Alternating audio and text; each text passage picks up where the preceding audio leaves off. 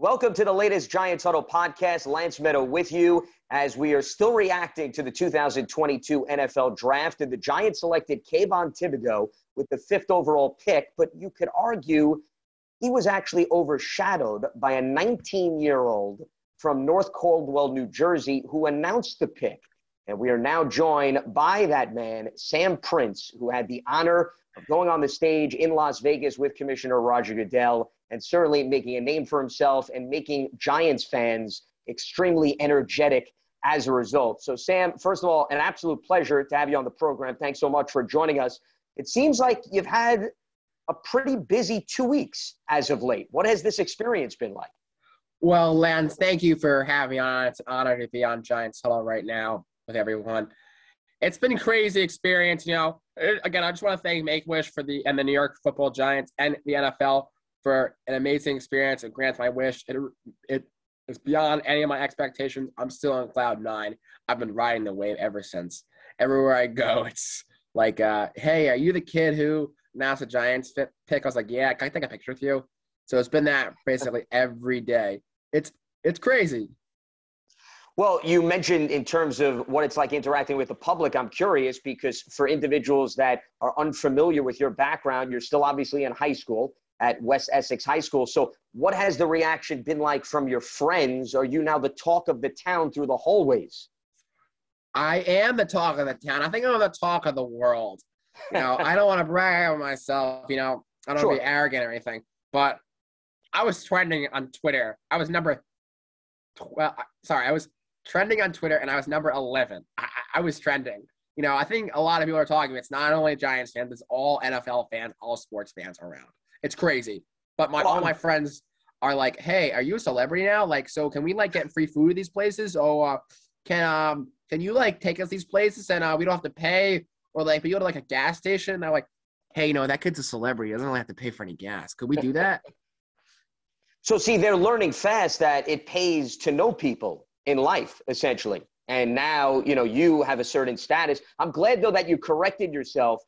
Initially, you said you were 12th, but now you're 11th. It's important because, see, Sam, you should know on the Giants Huddle podcast, we like to pat ourselves on the back. So you pretty much fall right in line in terms of our tradition here on this podcast. So, see, you're already back into your comfort zone. But in all seriousness, you brought up the Make-A-Wish Foundation. And I think I want to start because you have a very interesting and unique story that put you in this position to announce the pick. Now, from what I understand, Sam, you essentially lived in a bubble for the first 8 years of your life before ultimately you were fortunate enough to get a heart transplant in 2011. So if you could take us through what this battle has been like for you, both physically and mentally, to get to this stage. Well, Lance, it's been a long journey ahead. I have to thank everyone who's helped me here. Most of all, I thank my parents, my family. But I also thank my donor family for the selfless act they did for donating their child's organs in time of tragedy. So, yeah, it's been a long road ahead, but we're here now. We're stronger than ever. What was it like when you finally did get that heart transplant in 2011? How life-changing was that experience? It really turned my life around for the 180 for the better. I could now walk up the stairs without getting out of breath. I could now ride a bike, go to school, swim, or do anything a normal human can do. Well, and it's interesting to bring that up because I think a lot of people then would wonder, now that you do have the heart transplant, your day-to-day life, how does that impact you in terms of maybe activities that you weren't able to take part in previously, or are you still limited, Sam, as a result of that? I can do the majority of the things that you guys do every day, like go to school, ride a bike, go to work. I don't have a job, but if someone have a job, or if they wanted to go out with friends, stuff like that. I can do those things. I can't play contact sports. That's one of the few things I'm very limited to do now because, well, I'll take it. Well, contact sports or have a normal life. I'll take a normal life, but I do play sport with my friends just for fun. And I'm assuming, obviously, given the fact that you may not be able to participate in sports, one way for you to pursue those avenues is to root for sports teams. And clearly, as we can see with the images behind you, you have an overwhelming passion for the New York Football Giants. And even if anybody didn't know that, if they saw your announcement on draft day, I think they could put 2 and 2 together. Where did your passion for the Giants come from? How did it begin? Well, Lance, I liked how you said the New York Football Giants. I think everyone needs to start using that, and I got a lot of compliments for saying that. But well, I'm taking a page out of your book. That's all I'm doing. So, you showed me the way. Well, Lance, I appreciate that. So my love of the Giants became, I bleed blue in my family. My grandpa, Ben Tabbs, has had season tickets to the New York Football Giants for over 50 years. And then I would go with my uncle, my dad, my brother Max, my 2 cousins, Isabel and Alec, and my dad's name is Mitch, and my uncle's name is Daniel. So it's really learned from my grandpa and my brother Max because, well, funny thing, my dad doesn't really care about sports. It's really funny. A lot of people think, wait, are you lying? No, he doesn't care. He'll watch it. He's like, okay, if they lose, it doesn't affect his day-to-day life. I don't know. I just don't get it. But so really the way I fell in love with the New York Football Giants was from my grandpa and my brother, mainly my brother, because he actually sat with me on the stairs, the whiteboard, those mini whiteboards, and would show me what position is Victor Cruz, what's he gonna do on this play, stuff like that. I learned what a wide receiver was, and a quarterback and a cornerback, a linebacker and a lineman. Why a lineman's so important, why you need that, why you need to go on offensive line. Stuff like that he taught me. And then my enthusiasm, well, I've always had enthusiasm, but my fanaticness of the New York Football Giants really came from my grandpa taking me and everyone else to games. Because if I didn't go to games, I don't know if I would be as enthusiasm with the Giants and really be as big of a fan. But really, he gave me the ability to become as big as a fan I am today. So what you're saying is then the passion skipped a generation. It went from grandpa to you as opposed to dad in between. Yeah, so my dad, so the way it works in my family, my grandpa had 2 kids, my mom and my uncle, and my mom is married to my dad. But yes, my dad, he's passionate for some things, but not for the Giants or sports. Well, like I said, Sam, based on your passion and what you did in the draft, I think you've made up for perhaps whatever may be lacking within your family. I think we've well established that. And let's move now to the whole draft experience. But first, what was your initial wish when you approached even the idea or that was presented to you that you could have some sense of interaction with the Giants? My initial wish was in 2019 to go to the NFL draft and announced the first-round pick for the New York Football Giants in 2020 in Viva Las Vegas. Well, obviously, that didn't happen due to COVID-19. So I was really devastated. So the Giants and Make-A-Wish gratefully made it up to me in 2020 and had me meet Andrew over Zoom. Andrew's a great guy. We stay in contact, cool guy. We talked for about 20, 30 minutes down here, actually, in the basement where I am right now. So, and then the next year, 2021, didn't do anything, unfortunately, for the draft. I was very disappointed, but it's all good. 2022, the Giants totally caught me off guard and surprised me. Is what Make-A-Wish wanted to do. They wanted to surprise me, really caught me completely off guard. So they would tell my mom to tell them that it's not happening. So I just thought I wasn't going to the draft at all. So then, I get surprised by everyone here at the facility. And I was like, oh my gosh, I was in shock. For me to be surprised, I had to be surprised big time. And I truly was surprised. So based on that setup, I'm interested now, Sam, because you did come to the Giants facility and you met with Eli Manning, Joe Shane, and Brian Dable. We'll get into that in a second. So if they were telling you your wish is not coming true, the day that you were told you're heading to the Giants facility, what are you thinking then under those circumstances? Well, I can't reveal why we were going because the ESPN My Wish documentary series touches on that, and you guys are going to watch it in July. So I can't really reveal about that. But I don't know how to ask questions, Lance. I feel like if I ask questions and it failed from any of my questions, that I could have been really, upset if one of those were false. We're just trying to have a good day, I was like, okay, maybe they heard about my story. They wanted to make it up to me, consolation prize. But no, it's more than a consolation prize. A heck of a consolation prize. So for those of us counting at home now, let's see. You announced the draft pick. Your social media followers are up. You're the king of the high school. You got a documentary coming out. I mean, I guess my next question is the agent now on speed dial? Is that the next priority here? So, Lance, I actually don't have an agent right now, but I'm would like stunned by that, actually. I know. I would like to get one. What's going on here? If you know any good agents or listen to this, DM me at StanTheFriends14. I will put in a good word. I'll have my people speak to their people, and hopefully we'll get a hold of your people because, I mean, just to get this set up, the amount of obstacles that I had to personally go through just to get access to you, Sam. I mean, I'm telling already that this is quite the challenge. So, I mean, the fact that you've allowed us to come into your home and be exposed to a conversation is something. But let's get back to, obviously, you going to the Giants facility. You do eventually find yourself interacting with the likes of Eli Manning, the general manager and the head coach of the New York Football Giants. And based on all the passion that we talked about, when you're standing there face to face with all of these individuals, what an opportunity that was for you personally to be able to share then your passion with them for the New York Football Giants. Yeah, Lance, it was crazy while I was there. I was just taking it all in.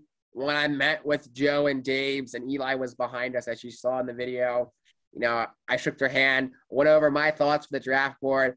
I said earlier to Mr. Mara that I wanted Kayvon Thibodeau, and then Kayvon Thibodeau was on the board. I would run up to the podium and select him myself. Well, that came true, literally. So 10 minutes later, my wish would be granted. You know, we're just talking, the three of us. Eli's just behind us. You know, meet Eli, that awesome human being he is. You know, we're talking about the board. You know, I told them how it could be played out. Then they gave us scenarios, blah, blah, blah. And we're just talking, you know, about stuff. And then they said, you know, this is our first draft here. You know, we're going to need some help. We're going to need someone who knows what they're doing. And it's going to go to can represent the New York Giants in Las Vegas. And then it happened. Well, and Joe also said that he wanted somebody to bring the passion and the energy. And you certainly took that statement to heart. But when you find out you're going to Las Vegas and you know you're going to announce the 5th overall pick, what's the preparation process like? Because of all the names, Sam, right, that you had to announce, Thibodeau doesn't necessarily roll off the tongue, especially when you look at it for the first time. Well, Lance, I was practicing every single name that the Giants could have possibly picked because I am not mispronouncing that name and becoming a living meme for the wrong reason. I practiced the 2022 because, as we saw, there was someone in the draft that mispronounced it, and let's just say it would not have looked good on me. So I was practicing everything. Thibodeau, Aquanu. Aquanu was actually the hardest name that I pronounced. I even was pronouncing Evan Neal, who I thought was in the 5th overall pick, and the Giants got him at 7th. Let's go to that. Well, that was good that you were anticipating they could go in a variety of different directions. So you prepared accordingly. Now, you're on stage, and I'm assuming you had some interaction with Roger Goodell before you stepped out there. What was that like to have the ear of the commissioner of the National Football League? It was crazy. You know, I was talking to him for a good 20 minutes. You know, a lot of people think he's a jerk, but he's a really nice guy. I didn't want to make any assumptions for him because I never met him, but I got to say, really cool guy. We talked for about, again, 20 minutes. You know, we talked about the league. We talked about the Giants. We talked about other teams. We talked about the draft, the prospects, the preparation, what goes into the draft, stuff like that, my career, organ donation. I even gave him one of these green Donate Life bracelets, and he could have just put it in his pocket and said, thank you. No, but he put it on. That just showed he cared about me. And then, you know, he showed me the card, and I was like, oh my God, oh my God, oh my God, oh my God, oh my God, oh my God. I was like freaking out backstage. And, you know, as you guys saw how excited I was for Kayvon. 100%. And then he came out and he fed off of your energy, which was fantastic. Yeah, it was crazy. You know, when that viral moment of us dancing out like we go like that, it was, you know, he was like that. You know, I thought I was going to like shake his hand like, hey, welcome to the New York Football Giants. Let's go. So excited to have you. No, I said that, and then we went crazy too. Well, it was like a lightning bolt that pretty much fed from you to him. And then the other thing that I have to commend you on, Sam, very smooth maneuver as he's posing with Goodell for the photo. You just snuck in very smoothly saying, hey, guys, I'm a part of the party here too. Well, actually, I was going to stay out, and Mr. Goodell actually said to me, hey, Sam, can you come in the picture real quick? Oh, okay. Well, I'll tell you, you know what? As somebody that studied that film and broke that down from every angle, you could not tell that there was any communication. So I'm still going to give you a lot of credit, regardless of whether or not he maybe gave you a signal to come over. I think it was a moment. I think he was okay when I heard, hey, come over here, So I'll take it. Sure, 100%. Hey, it's all about capitalizing. And here's the thing. Las Vegas, one of the nicknames is that it's the entertainment capital of the world. So you fit the bill from that department. You entertain the masses, specifically Big Blue Nation. Of course. No, I love Viva Las Vegas. Now, when you had an opportunity to chat with Goodell, did you recommend perhaps a few rule changes or anything else that you wanted him to pass on to the competition committee at all? Lance, that really, at the time, it really didn't stick on my mind to suggest anything. I don't want to hey, Commissioner, you may want to change this rule. I don't want to be a jerk. So I wanted to just be a nice person there. But if there's one thing I would change, actually two things. Okay. I would change the overtime rule of in regular season how both teams get the ball instead of just overtime and the playoffs how both teams get the ball. And I would change the excessive celebration rule. The excessive celebration meaning allow players to showcase emotion or take a step back? Allow players to. Okay. Because I was going to say, of all people, if you're campaigning for players not to be able to celebrate, something is dramatically wrong. No. I am all for the players celebrating. Okay. And as far as the overtime rule goes, they are going to start that change this year. But to your point, it will only be in the postseason, and it will not be in the regular season. So see, this is why, Sam, you got to take advantage of the people that you're around because you never know when it may move up the ladder. I know. Maybe you can get it up the ladder to Commissioner Goodell. Well, like I said, I have a lot of people that I need to speak to get in contact with your people, and we're going to have to work out a lot of the communication channels following this podcast. Maybe we can have me, you, and Commissioner Goodell, and anyone else from the Giants on Giants Huddle to talk about the rule changes. A roundtable discussion. Look at that. You're now influencing the future programming on Giants.com. We'll do it with Pearson, me, you, Commissioner, anyone else from the Giants. We'll have it at the practice facility. There you go. You see? I mean, who knew that we were going to get bonus material out of you, Sam? And Pearson, by the way, is our very hardworking producer who we should give credit to as well. Now, back to a more serious note in terms of your experience. So after you make the pick, what was the level of interaction that you had with Kayvon Thibodeau or maybe even Evan Neal? So I actually did not get to meet Kayvon or Evan after the pick, talk to them. But I do really hope I do get to meet them soon. Those were my top two players in the Giants big board. So I can't believe we got them both. It was crazy to think about that. And then after, I was just so excited. I'm like, I just did that. Here's a video of me coming off. If you guys want it, I'll send it to you. I'm like, oh my God, I just did that. And then I talked to the commissioner for 1 or 2 more minutes. Said, thank you so much. I really appreciate it.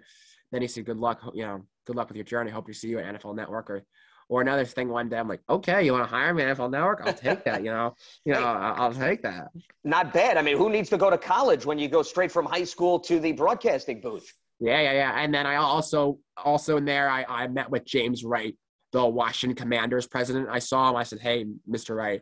And then then they did NFL Network did an interview with me while you guys were in commercial break at home. Colleen Wolfe interviewed me, so I was backstage with her and Michael Irvin. I know Michael Irvin's a cowboy, but he's a pretty cool guy. Well, listen, it's the NFL experience. You can branch out a little bit. Now, speaking of the NFL Network, though, Sam, from what I understand, you stayed out in Vegas for the duration of the weekend. I did. So what was that like the days following the first round? Lance, crazy. All I can say is crazy. So many media opportunities I had. I was there, and people, I had to go to the bathroom. Night one, you gotta go. And people are like, hey, you're the kid to the pick. You're the kid to the pick. It took me 30 minutes to get to the bathroom. 30 minutes. I'm like, I just gotta go to the bathroom. Can I take a picture with you after? Like, okay. And there was like a line outside to take pictures of me. You're going to need a security team so that they can usher you from place to place without any interruption. See, this is what happens when you make it big. Because, listen, not to get graphic, but when nature calls everyone. You got to go when you got to go. That's what they say. You know, it was crazy. You know, that next day was all media, and then we went back to support Ben for the Patriots. And then I spoke with all the Giants fans there. They were so happy to see me for all the Giants picks day 2 for round 2 and 3. I was in the inner circle with all the fans. And then the next day, NFL Network graciously invited me to get on. I was on with Rich Eisen, Charles Davis, Peter Schrager, and Daniel Jeremiah. And they let me anchor the show. It was crazy.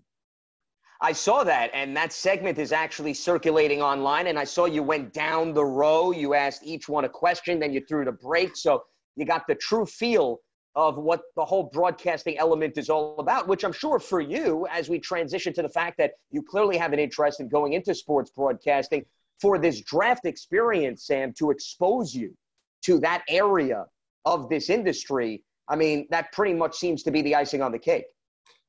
Yeah, I mean, it's crazy. I got to see so many new aspects of the media industry that I never seen. So many notes to take down in my head.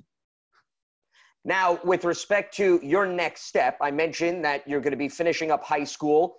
I'm assuming college is on the horizon. Any plans in terms of where you may want to go and ultimately want to study and pursue beyond that? Yeah, so currently I have 2 deposits down at Rowan University, and if the college, you know, I'll be glad, you know, during college, you know, I'll be glad to come home for some games if the Giants want me back or do anything for social media or anything like that. I'm glad to. So I'm here for anyone who needs me.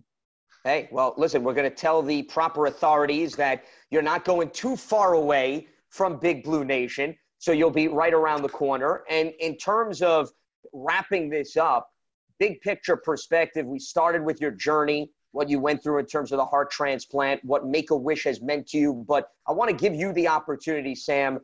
You're pretty much the living example of how important organ donation is. And I know that you've been committed to this cause on a national scale in terms of traveling and letting people know why it's so important, and to give you this platform to further be able to lay out why this is so close, in all seriousness, to your heart. Yeah, it's so close to my heart because it saved my life, and I just think everyone should know about it. And I totally don't understand why no one would become an organ donor. You know, all major religions do say that organ donation is the greatest gift you can give from God. So I speak about my journey, and I just hope in my speeches that if I get one person to check off the box who's not already an organ donor, if that made my day. So when I was at the draft, if one person became an organ donor because of me, that would have meant the world to me. Well said. And I commend you for what you've been able to overcome and the job that you've done since to help really spread this cause. Now, on a broadcasting note, I want to finish up because since you have a passion for this industry and you were at the draft, you announced the pick, and then, you know, the Giants were very busy. They made 11 selections. What better way to wrap this up than you providing your analysis and your take on how you think the Giants did and how they're positioned now entering the 2022 training camp season? All right, so Lance, the Giants had 2 top 10 picks. I thought they're going to trade down number 7. So when I made my big board and my mock drafts, I had Kayvon Thibodeau going number 2. I had Sauce going 5 and Neal going 7. Or Neal, I thought the guys were going to get Neal at 7 or 5. So when Kayvon came down, that gave the Giants a greater position to then get Evan Neal at 7. So you get the biggest needs in the Giants. You get an offensive lineman the Giants need and an edge rusher that to stronger our defense. So unfortunately, you know, with that the Giants recently cut James Bradbury, Dave recording, we're all very sad about that, but you gotta do what you gotta do. It's a bit, you know, gotta do. And so we see that. So we're gonna see a new kind of defense. We're switching the defense, and then we're gonna go to the offense with the new draftees. You get Kayvon. You see, these cornerback room is going to be very new. Like, probably Darnay Holmes is going to be number 2, and 1 is going to be Adoree Jackson. But then we have quarterback 3 for the New York Giants. It could be Flat, the Giants newly drafted from LSU. That's his nickname. But okay, we can put him at 3, but then you got Aaron Robinson. Those guys can have him and Robinson can go like a 3-4 cornerback. Like they switch out plays. Somehow the Giants will figure that out. Then you get your linebacker cores. The linebackers are mainly the same, so you keep that. Your edge rushers. So you got on their D-line this year, you're going to have Lawrence, Williams, Aziz, and Kayvon. That's one impressive defensive line. Leonard Williams got that massive paycheck two seasons ago. This is his second season on his contract extension. He played pretty well last year, but he'll, a little down year, but he's going to come back.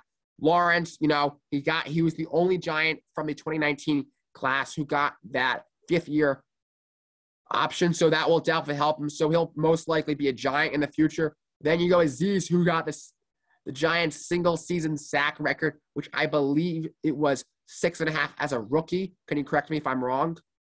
Well, Aziz had 8. He wound up with 8 sacks. Yes. My fault. I was like, either. No, it's okay. Hey, listen. No, we're not here to judge. I was going to say, forget broadcasting. I think Wink Martindale should just add you to the staff in terms of the way you're breaking down the defense. So then you got that. So how Aziz and Kayvon are going to work over the edge. And Aziz is such a great young talent, which those two are going to go like PB and J. You get those on the side. And then Williams and Lawrence are going to attack the guards. Kayvon and Aziz are going to go up. It's going to be crazy. It's going to be fun. It's going to be fun to watch the Giants defense. Can't forget about the safety. So the Giants did cut Ryan Logan. Not Ryan Logan. That's my gym teacher. Sorry about that. We know who you meant. Logan Ryan. They parted ways with. Yeah. Logan Ryan. I said Ryan Logan, but yeah. So then Logan Ryan. And then they unfortunately cut. Now he's a Tampa Bay Buccaneer. But now you have McKinney. So he's going to probably play a free safety role. Well, we don't really know what kind of role he's going to play with Wade Martindale's new defense. He's going to probably play a little more man coverage. So you have that, and then he'll probably play free safety. And then your strong safety is going to probably be Julian Love, which Giants fans haven't really seen that much of Julian Love in the past because he's either been injured or just been on the bench. But I think this year it's going to be a pivotal role for Julian Love to show his talents on this Giants team. Now, that's defense. Now, you go to this offense. The line last year gave up some of the most tackles for loss and sacks in the league. So, center Nick Gates out for the season last year during week 2, the game against the football team. That was not a fun game to watch at the end when the Giants lost, unfortunately. So, then your left tackle is going to be Andrew Thomas. So, then left guard, you could play around with the guards because Joe Shane and Dave's got a lot of new guards this offseason. So I'm not really quite sure what they're going to do with the guards yet. I'll probably figure that out after I watch a little more film of them. And then, okay, you have Neal at your right tackle, which actually that's his natural position. Yes, he played left tackle and left guard in college, but right tackle is where he feels most comfortable. And let's talk about Evan Neal for a second. That man is a menace. He's so big. He makes Kayvon Thibodeau look like a tiny person. You ever seen those memes like, when, Steelers that 6-foot guy and, you're 5'11"? That's what it looks. He's that big. He's so muscular. Like, you wouldn't think he's a lineman. You would just think he's probably a linebacker. Well, that's why they drafted him. They drafted him to make sure he could protect Daniel Jones. And hopefully he will, and he will. Then you got Daniel Jones. The Giants declined his 5th-year option. So really for Daniel Jones this year is a do or die year. So, he hasn't had he's getting his weapons. He's getting a strong offensive line. And for the first time really in a while, he's playing with an offensive-minded head coach. So hopefully that will make Daniel Jones the quarterback that the Giants drafted him 6th overall in 2019 to be. And then you got, of course, Saquon Barkley, who's been injured in the past couple of seasons. Hopefully he'll turn back to his rookie form. This is his strongest line that he's played with in his NFL career. So hopefully that's going to help and bring us back to his rookie form and number 2 overall pick form. And then, the Giants got a little complicated at the wide receiver position. You have Kenny Galladay, Darius Slayton, Wan'Dale Robinson, Tony, and Shepard. So I think is what they're going to do. They're going to probably start Galladay and then play around with Tony and Robinson as like a special team wide receiver, like one of those like tricksters that they maybe play like a Deebo Samuel type of role like last year, those guys. like a wide receiver running back. I'm not really quite sure that they're probably going to do like a lot of those kind of plays. And then Darius Slay, they're going to probably go for some deep routes. And then you got Shepard, who's always that reliable guy when healthy. And then your tight end, not really quite sure how they're going to do. The Giants just recently drafted a tight end out of San Diego State, which I really like that move. I got to watch some more game film to him. A lot of people are saying that he is a old school tight end who can block and catch when you need him to go. And that's what the Giants need. Well, I think we're going to take this recording. We're going to send it straight to Joe Shane because I don't know if he could hear a more detailed synopsis of the current roster than what you just provided. I was going to tease what we're going to talk about the next time we have you on, Sam, but I don't even know if there's any material left at this point. Hey, we can have another episode of me going through the roster. I would be down to do that. Absolutely. We'd be more than happy to have you on. Well, listen, Sam, congratulations on this opportunity. Best of luck finishing up high school and going on to college, and we certainly wish you the very best moving forward. Thanks so much for joining me. Of course, Lance. Anytime. Let's go Giants. All right. Sam Prince with us here on the Giants Huddle podcast, which you can listen to on Giants.com, the mobile app, and your favorite podcast platform.